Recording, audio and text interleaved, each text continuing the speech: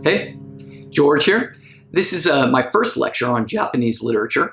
I'm going to try to go through how we can read not just Japanese literature, but I think any literature, period, and how my technique or my ideas and the questions I ask are going to help me, and I hope help you too, really try to go a little bit more in depth on any piece of literature. Of course, I'm going to focus on Japanese literature here today.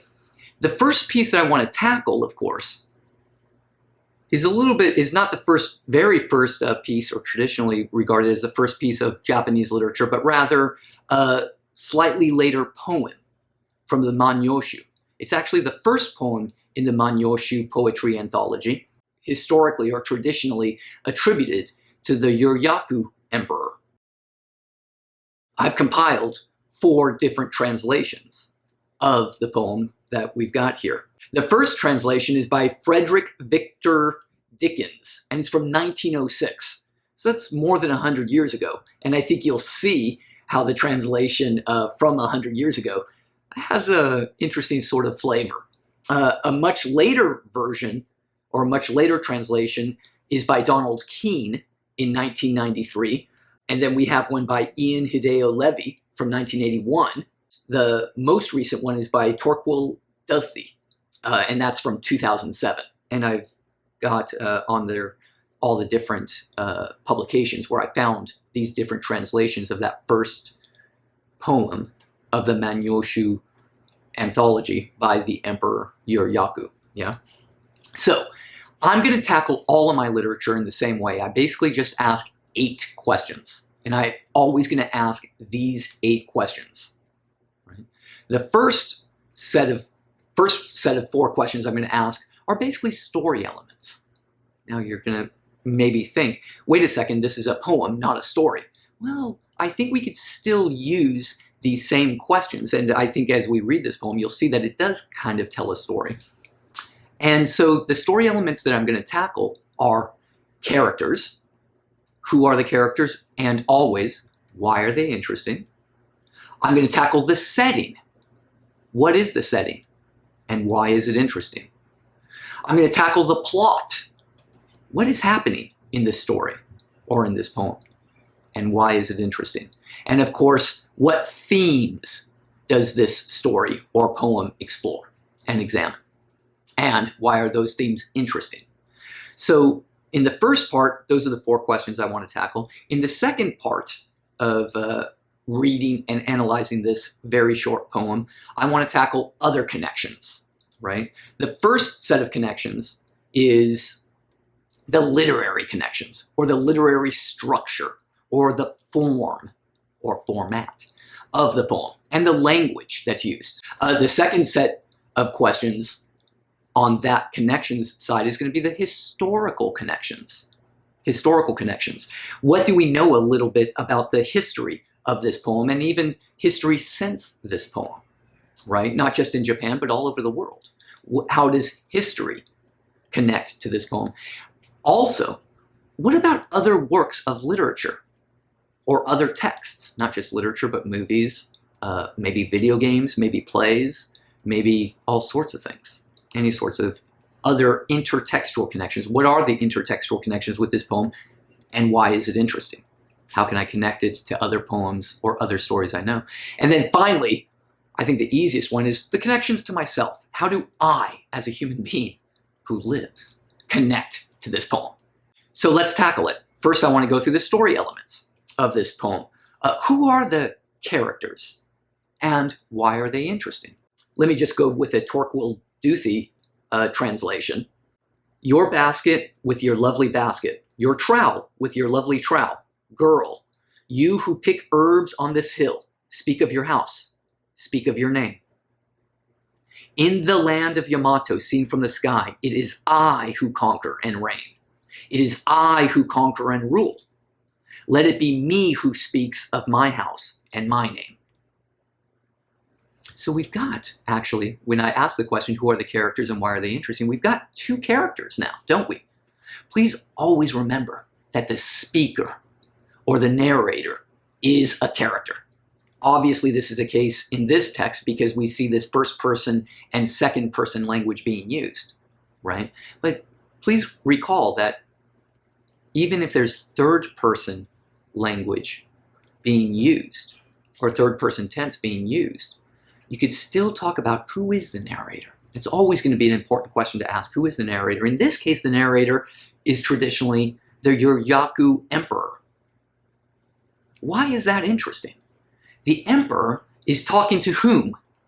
It looks like a girl with a basket and a trowel, and she's picking herbs on a hill.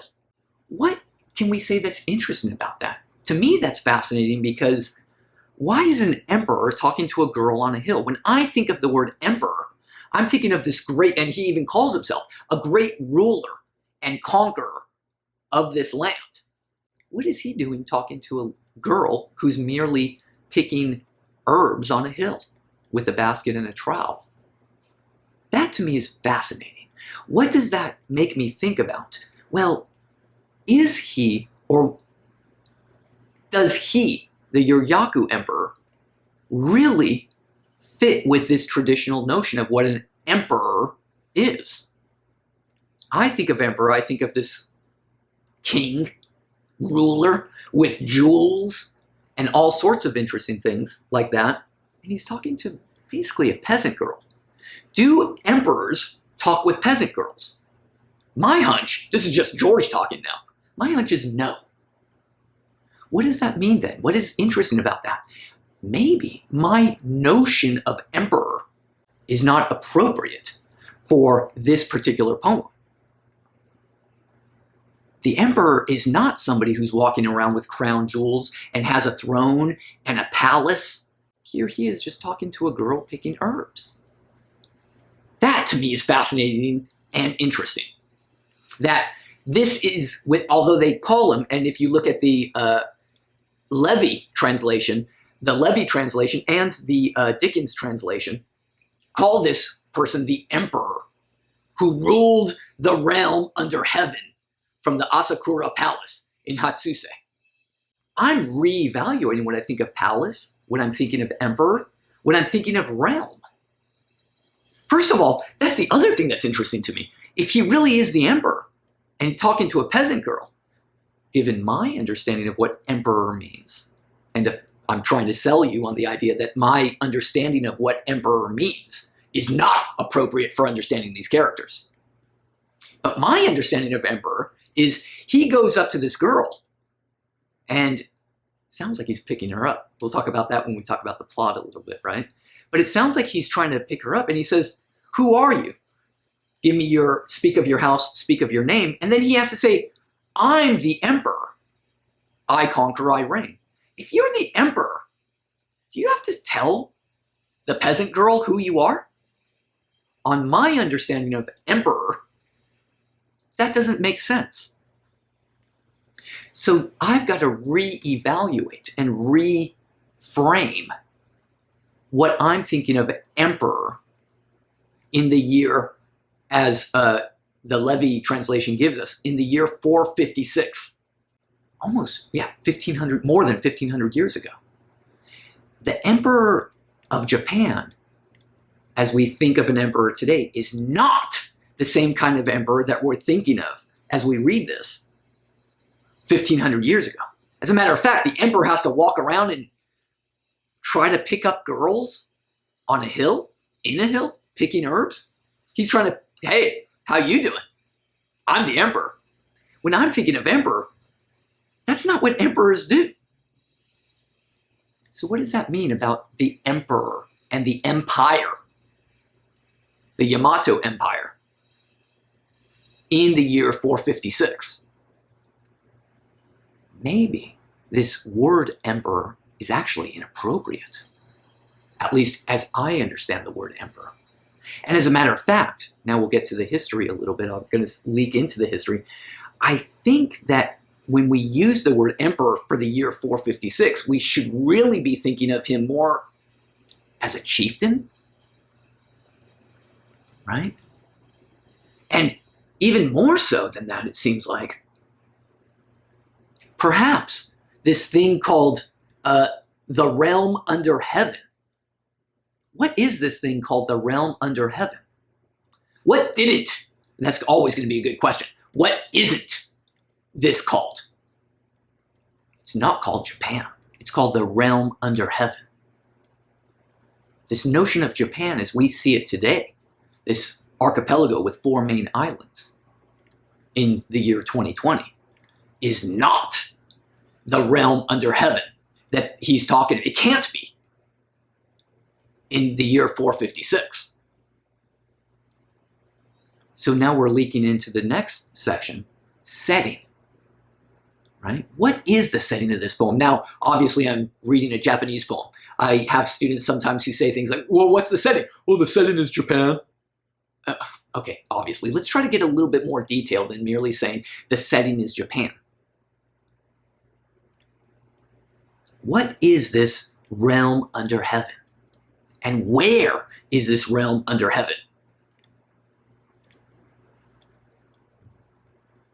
It's not all of Japan as we know it today. It's certainly not the 4 main islands, the 4 biggest islands of Japan that we call it today. So where is this Asakura Palace in Hatsuse? It's in this region called what we call today the Kansai region of Japan, which includes Osaka, Kyoto, and that surrounding plain. It's a very small place. And that's why I stressed so much this notion of emperor a moment ago when I was talking about the characters. He's really only the ruler of this very small region. And outside of this region is not even a unified nation that we see it today in 2020. It's something much more disparate, separated, many different chieftains from all over these 4 islands. It seems to me, going back to the characters now, that the girl in the poem probably doesn't even recognize this Emperor Yuryaku. Because after all, he says, who are you? And then he has to say, let me tell you who I am. Well, if she knows who you are, you don't have to tell her who you are, do you? That's how I'm reading this. And it's helping me understand a great deal more about how to read this poem, how to think about this poem, how to analyze this poem. And all we've talked about so far is how the characters are interesting and how the setting is interesting. Now let's go a little bit more into the plot. What's happening in this plot? Well, I've already mentioned it quite a bit, haven't I? I'm interpreting this as this Yuryaku emperor going to pick up this girl, flirting with a girl who's picking herbs on a hill. Hey, how are you? With your lovely basket, with your lovely trowel. Tell me who you are. What's your name? Right? I could imagine if I were if I were somebody who had a little bit more game than I really do, I'd go to a bar. I say hi to a girl. Now, she probably doesn't have a basket, but I might say, hey, that's a nice purse you have there. That's a nice drink you've got there. What's your name? Right? That's how I'm reinterpreting and trying to understand this poem. I'm trying to make sense of what's going on here. And it sounds like in the year 2020, I would go to a bar and pick somebody up. But here he is walking on the fields trying to pick somebody up. And then what does he do to really sell my interpretation of what's going on? It seems like he says, hey, by the way, you know who I am? I'm the emperor. By the way, you know what I got? All this land is mine. What do you think about that? Let me tell you who I am, right? Isn't he trying to impress her?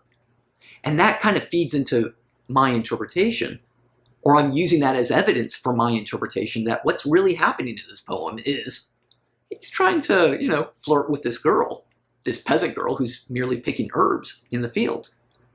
He's trying to pick her up, right? Maybe try to marry her eventually. Maybe take her to bed, make her the empress. I don't know, because this is such a short poem.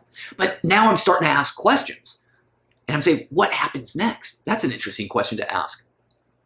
Well, maybe he's trying to Yeah, like I said, pick her up, marry her, bring her into his palace, make babies with her. I don't know. But it seems like that's what's happening here. Why is that interesting?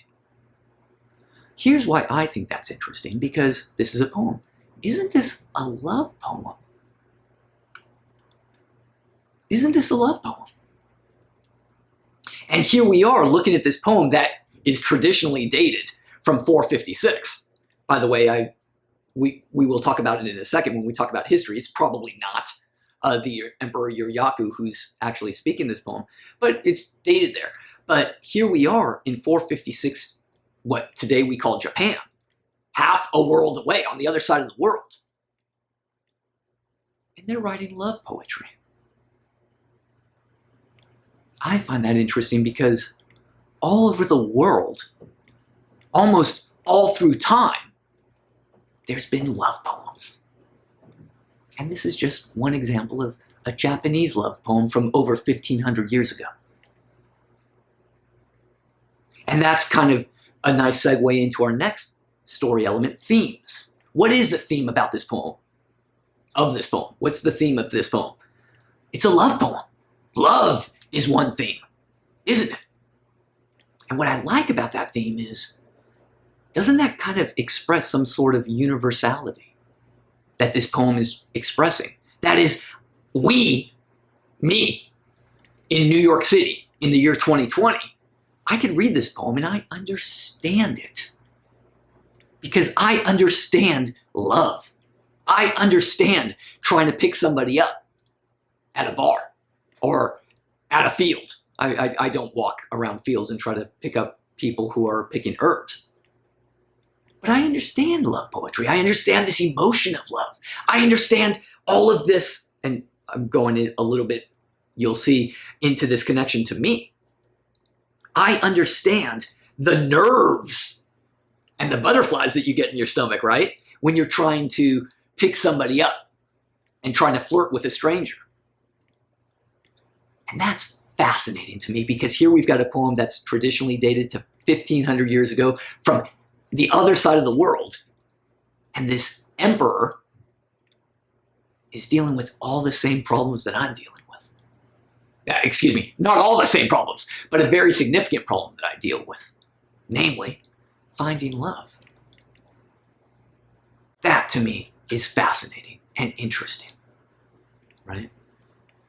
Now then, we've spoken about the story elements. We talked about the characters, we've talked about the setting, we've talked about the plot, and we've talked about the theme, right? Now let's talk about other connections, namely the literary connections. Let's start with the literary connections here. Well, first question that I always like to ask in this literary section is language. Let's look at the language. Well, I already spoiled it for you. We're reading a Japanese poem here. The language is Japanese. But is it that simple? Is it that simple to merely say, oh, the language is Japanese? Well, first of all, I can't read this in Japanese. And I'm reading it and talking about it in English. So what do I know about this thing called Japanese? This language called Japanese? Well, let's start analyzing that a little bit. First of all, if this poem really is from the year 456, or at least it was published in the 8th century, in the 700s, and finally compiled in the 700s, is this thing called Japanese language the same thing that we would study today if you were to go somewhere and take a Japanese language class? Quick answer, no. If we showed this poem to a native Japanese speaker in the year 2020, in the original language that this poem is written in, could that native Japanese speaker in 2020 understand this poem? The answer is no. Why? Because this isn't Japanese in 2020. This is what's been called Old Japanese. Old Japanese. And anybody who's taken or understands a little something about linguistics can tell you languages evolve. Languages evolve. And this is a great example of language evolving. By the way, the language I'm speaking right now, English, is evolving as we speak. The best example, the most salient example that I can give you about English evolving as a language is Shakespeare, right? How many of us read Shakespeare and go, God, that's a totally different language? It's only from 400 years ago, by the way. Oh yeah, Shakespeare, that's Old English. No, Shakespeare is modern English. Shakespeare is modern English. If you want Old English, go read Beowulf. Beowulf is completely unintelligible to me because it's a different language. Completely different language. I cannot read Beowulf and understand it. And heck, something in modern English, the works of Shakespeare, that's in modern English is difficult for many people to understand. And even today, in the year 2020, our language is still, my language, English, is still evolving. What do I mean by that? How many of us use the word whom? I try to because I want to act pretentious and act like I'm smarter than everybody else. But when's the last time that you used the word whom with an M at the end? Right? It's disappearing from our language. Another way that we can see our language evolving, right, is actually in the translations that we've got right here of this Yuryaku poem. So let's look at the language that Dickens gives us in 1906. I'm just going to read the first couple of lines. O maiden, bearing thy little basket, O find thy basket. O maiden, bearing thy bamboo troil, O find thy troil. That's quite a different language than, let's take the latest translation that we've got here from Torquil Duthie. Your basket with your lovely basket, your trowel with your lovely trowel. Even the spelling of the word trowel has changed from 1906 to 2007. It's barely 100 years, and the language has evolved, right? And by the way, I'll be honest with you, I don't even know what trowel means. What's a trowel? Well, that's why I've got 4 different translations here in English. So let's look at the Donald Keene translation. He starts, your basket with your pretty basket, your trowel with your little trowel. Slightly different translation, isn't it? But he still uses that word trowel. I don't get it. I don't know. Call me stupid. I don't know what a trowel is. So let's look at the Levy translation from 1981. He uses a slightly different word that I do understand. Girl with your basket, with your pretty basket, with your shovel, with your pretty shovel. Oh! A trowel is a shovel. Brilliant. So this is a girl with a shovel and a basket picking herbs. But we see there that the language is evolving in English. Well, clearly, in 100 years, the language has evolved from the Dickens translation to the Duthie translation. Can you imagine how much Japanese as a language has evolved in 1,500 years? Or if we take the 8th century date of this poem, well, then that's still over 1,200 years. Of course, the Japanese language is going to change. And so we're reading something from Old Japanese. Here's what's also fascinating about this poem regarding just the language. You'll see here that what I've done is try to break up the syllables, because part of that question about structure and form of a poem is, well, let's count syllables. And counting syllables is going to be very important in understanding Japanese poetry throughout history, right? And what we have here is, if you read, now 3 of these the translations that I've given you, the Dickens, the Donald Keene, and the Duthie translation, each give us a transliteration of the Old Japanese. But what you'll notice, what I find fascinating, is their transliterations. That means writing the Old Japanese, but with English letters so that we can read it in English. I'm reading the Dickens right now. Komo yo mi ko mochi, fukushi mo yo fukushi mochi. Okay, great. I don't understand that. And I don't expect any Japanese students to understand that. I don't expect any Japanese scholars to understand that. But take a look subtly at the next translation by Donald Keene. Kono yo miki mochi, fukushi mochi, miki bukushi mochi. There's a different transliteration in there. What I find fascinating is that, and when you read also the Aduthi translation, you'll see in another place where the transliteration isn't even agreed upon with these three scholars. What does that mean? They're not entirely clear what the symbols on the page of the Manyoshu, the textual symbols, how they sound. We can't quite agree. There's general agreement, but there are little disagreements about how this even sounded in Old Japanese. Why? Well, for one thing, we don't have any recordings of it.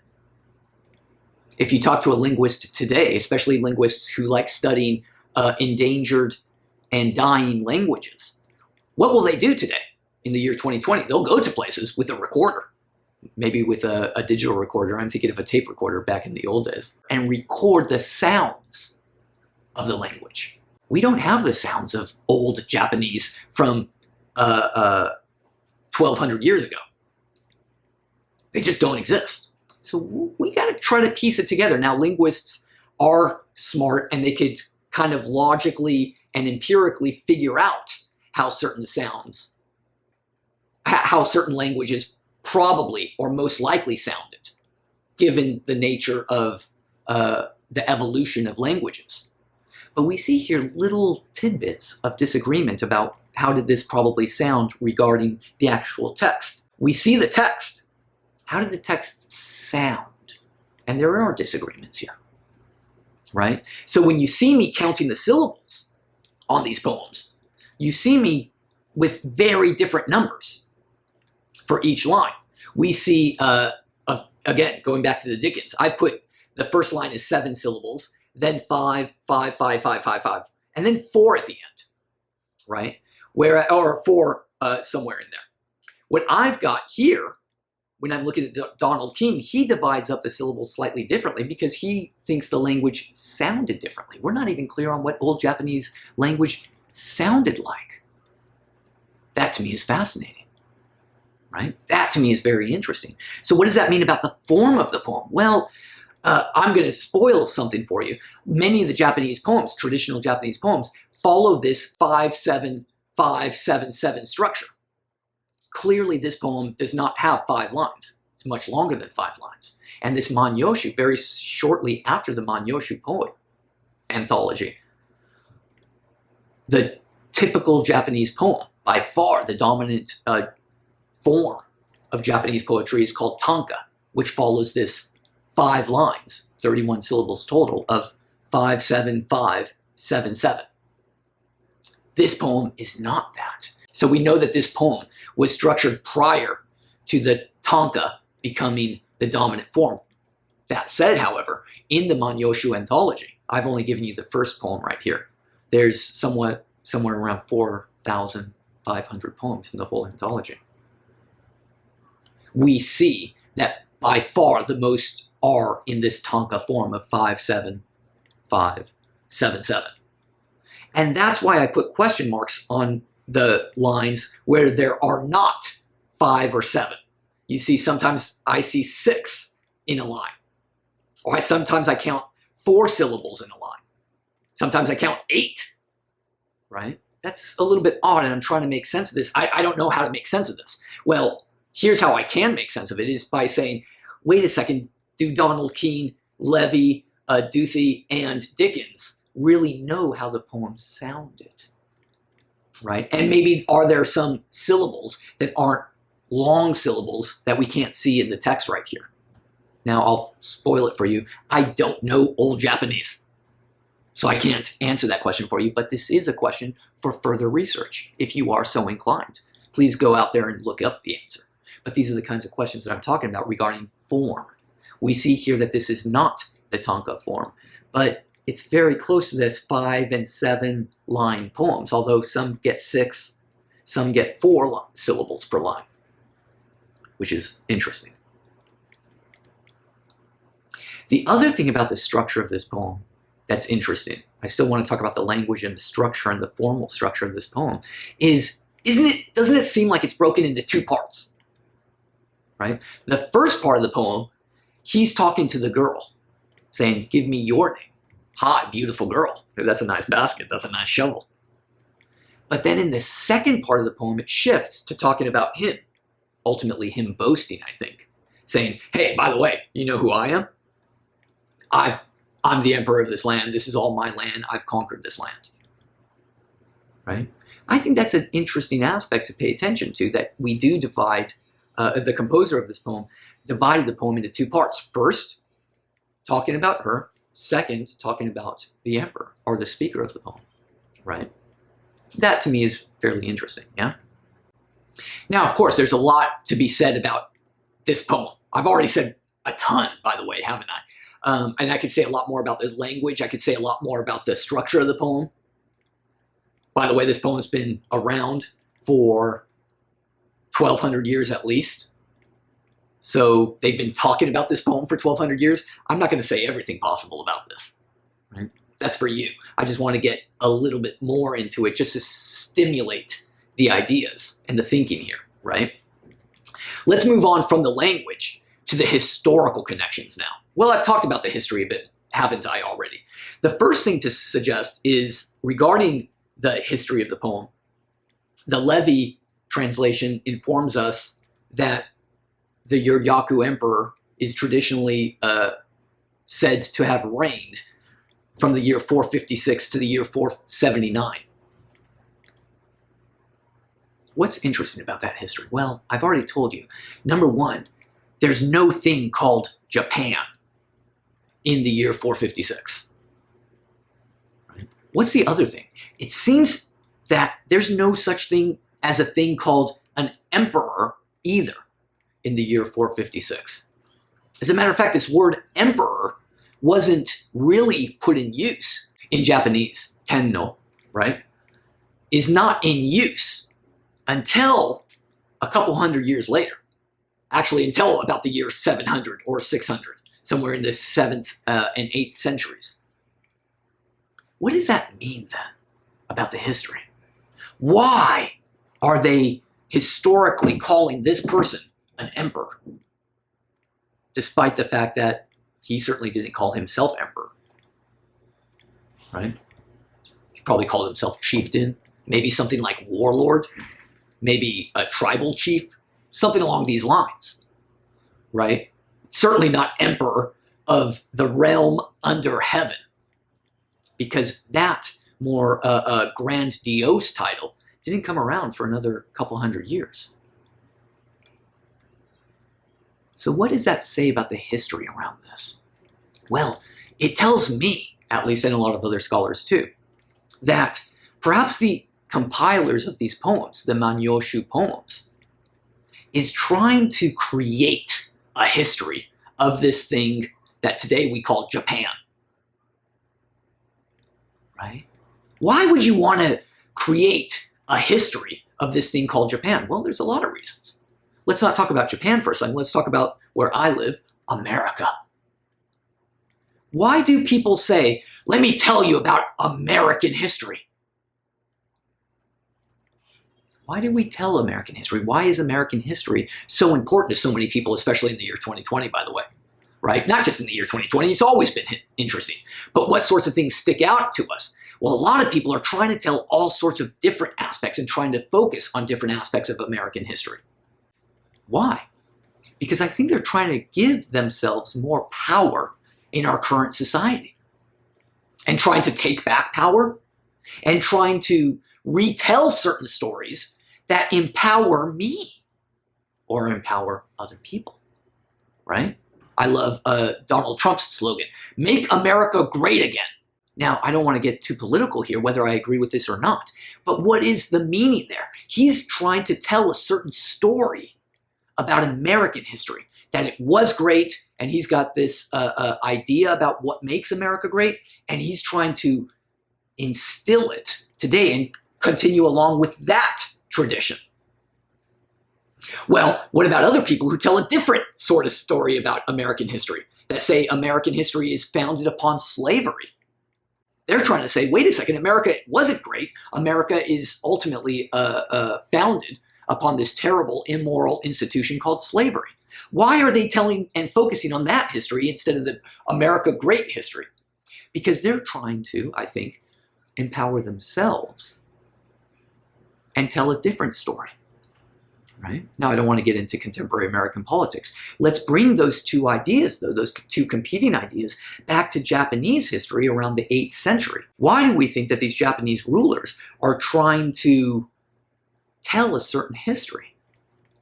I think to empower themselves.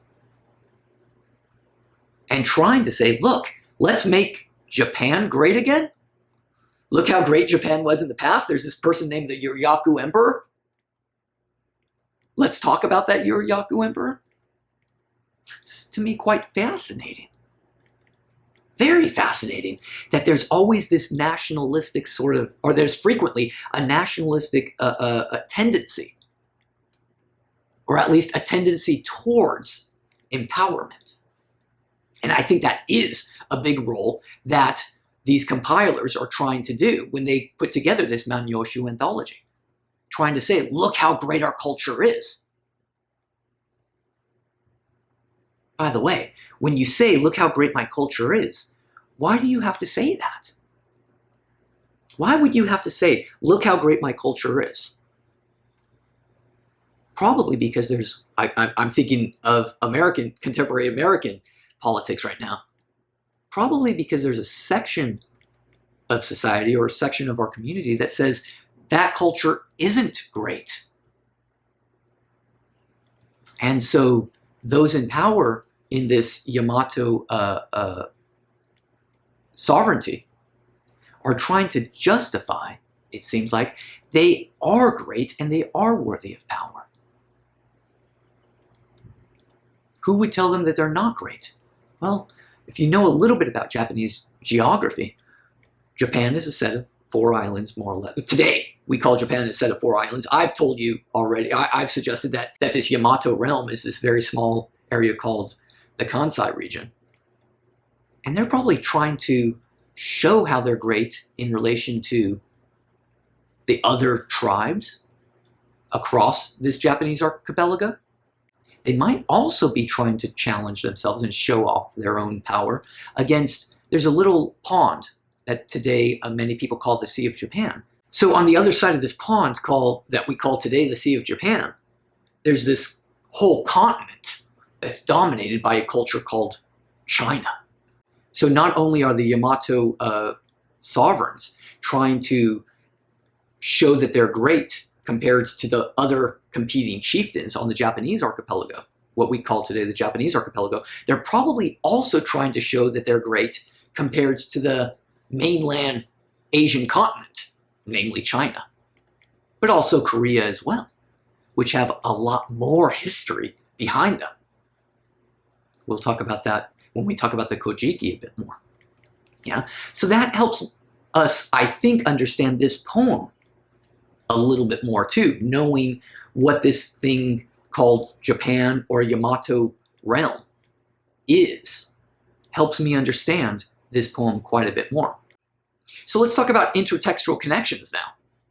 What are intertextual connections that we could connect this poem to? Well, obviously we could connect it to all the rest of the Manyoshu poems and all the other poems in the Manyoshu and all other sorts of poems in the Japanese language and in the Japanese tradition.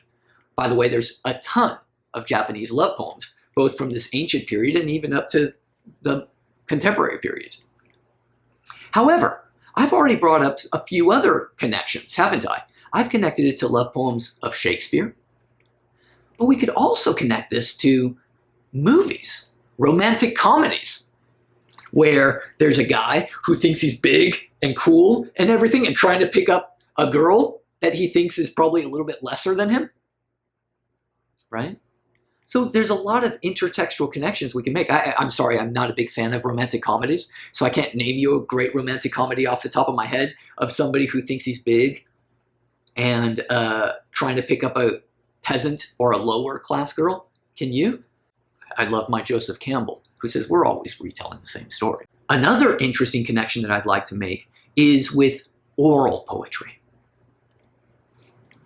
we could see that there's this repetition in the language that I didn't mention earlier, but I mentioned it now. Let's look at the first line again. Your basket with your lovely basket. Why does he have to say that twice? Why does the author or composer of the poem have to say that twice? With your shovel, with your pretty shovel. Why does he say that twice? Why is there this repetition in the language? Well, it so happens that when you study oral poetry, you see a lot of these repetitions, don't you? Well, what's the most popular, one of the most popular versions of oral poetry in the year 2020? Pop music. Pop music, right? Don't they always repeat their lines?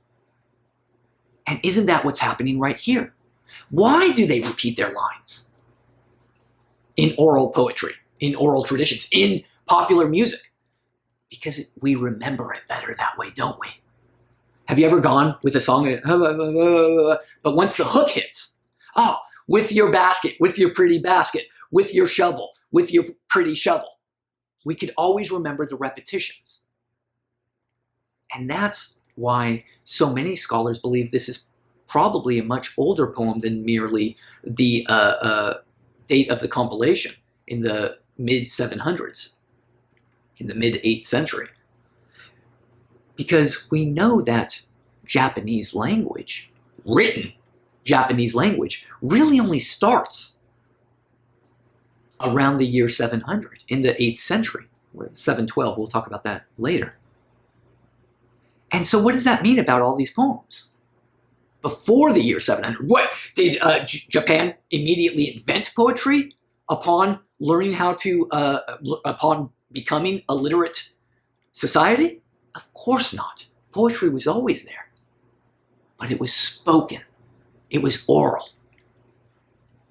And so another connection that we can make with this poem is the tradition all over the world of oral poetry around the world and throughout human history, even up to today. In New York City, you pick your favorite pop song. Again, I'm really sorry, I'm not the biggest aficionado of pop music. This is an interesting intertextual connection we can make. So certainly we could connect it with other love poems. Certainly we could connect it with romantic movies and romantic comedies. But we could also connect this poem with all sorts of other poetry that exercises this oral tradition, right? Now, I'm going to wrap this up with talking about myself and how I might connect to this poem. Well, I've already spoiled it a little bit earlier, haven't I? When I talked about, I know what it's like to feel in love. I know what it's like to try to pick somebody up at a bar or in a field. Well, no, I don't really go to the field to pick up people. But I know what it's like to, maybe the nerves. I also know what it's like, you'll forgive me, this is one of my character flaws. I also know what it's like to try to boost myself up. And don't we see so much of that in this poem? He's trying to pick somebody up. He's trying to boast himself. He probably, given my historical analysis, he probably doesn't deserve to be so boastful. And I know all those feelings, right? And I know this theme of love. And there's so much we could say about all that, but I've already talked quite a bit. So why have I done this so long? There's so much to say about a short, very brief poem here from ancient Japan. And when you really just ask yourself questions, you'll find yourself really engaging with the poem, really trying to say, what does this mean? How can I understand it? You don't need me to tell you how to understand this poem. All you have to do is really learn how to ask the right questions. And those questions are, why are the characters interesting and who are they? Why is the setting interesting? Where and when is it? What is the plot and why is that interesting? What are the themes of this poem or this story? Also, how does the language work in this poem? And how is it structured? What are the historical connections we can make with this poem? Both the time of the poem, but also the time of today. What about the intertextual connections? What are some intertextual connections that can help me relate this poem to other works? And of course, how can I personally connect to this poem? And once you ask yourself these questions, it's going to be really easy to engage in depth with any work of literature. Yeah? I hope you learned something about this poem. I hope we learned something about the Manyoshu anthology, and hope we learned something about Japanese history too. Yeah. Talk to you next time. Bye bye.